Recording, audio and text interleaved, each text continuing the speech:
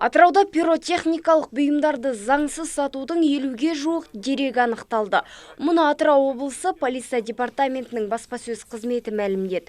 Сонымен қатар отшашуды белгіленбеген орында пайдалану, жеке тұлғалардың тыныштығын бұзу бойынша 11 құқық бұзушылық тіркелген.